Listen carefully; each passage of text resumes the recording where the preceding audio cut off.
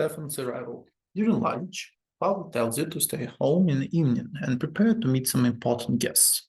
Your brother Stephan will return home by dinner tonight. Joining him will be your grandfather Gregor Brante, as well as a noble friend of the family. You're excited about your brother's return. It has been years since you last saw him. How has he changed during his years away from home? You and father await the guests anxiously. Doorbell rings. 3 people are standing outside. Grandfather is the first to come in, naturally. He has not changed a bit since his last visit, still eyeing the house with contempt, looking for any reason to demean it. Grandfather is followed by a stately young man, dressed in a jacket embroidered in silver, whom you barely recognize as your brother. Stephan casts a glance at your threadbare clothes, your dirty fingernails, and smirks.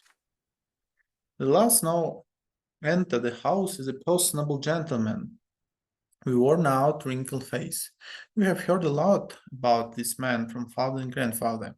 He is Baron Augustin Elborne,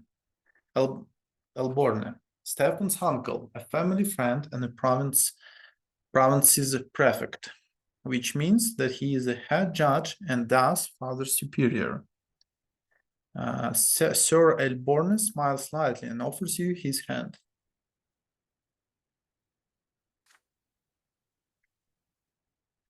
And this must be your youngest son, Michael, yes? You have your father's eyes, young man. Now the bows slightly to grandfather and Sir Elborne, but there is a moment of quiet when Stephan's turn comes. Father reaches out to him awkwardly, expecting an embrace. There is a question in Stephan's eyes as he looks at grandfather. The old man shakes his head almost imperceptibly. We noblemen often put our emotion on public display, father, not even after lengthy separation. There is no embrace. Instead, Stephan nods to father curtly. He responds in kind, his face devoid of emotion. After the greeting, you proceed to the sitting room. Elborne is the first to enter. He kisses mother's hand and Gloria's too, and tussles Nathan's hair after he sees him hiding by the table. Grandfather acknowledges them with a glum nod. Greetings, Lydia Brante. I remember you were kind to me when I was but a child, and you must be Nathan. You could barely walk when I saw you last. Your elder brother ignores Gloria completely, not even a greeting. You proceed to the dining room in a dignified manner and take your seats. The dishes smell delicious, but they merely punctuate the overwhelming tension at the table. Elborne is the only one with a friendly smile on his face. The dinner is splendid, Lydia. Did you choose the dishes yourself? You have a truly refined palate. It warms my heart to know Stephan spent his early years with you. Womanly care always does a child good, no matter the estate. Your fork freezes in the air, halfway to your mouth. You expect many things from a noble of the sort, but words of praise for a low-born woman are not one of them. You cast a glance at grandfather. He looks like he's about to choke on those words. It would do my grandson more good to stay at boarding school among his equals. Please, Gregor, parenting is no less important. Nothing can replace a mother's life. I cannot deny it. It saddens me greatly that my late sister could not be there to raise Stephan. But there was still a family for him, and he was surrounded by love. How could that be bad? And besides, his father was by his side all the while. Father's example is always the best. After all, Robert earned the judge's rank the same way you did. Your grandson will surely follow in your footsteps, and who knows, perhaps even the younger man on the Brante family will contribute to the... You clumsy low-born cretin! Everybody is startled by this sudden outburst. Grandfather's face turns red.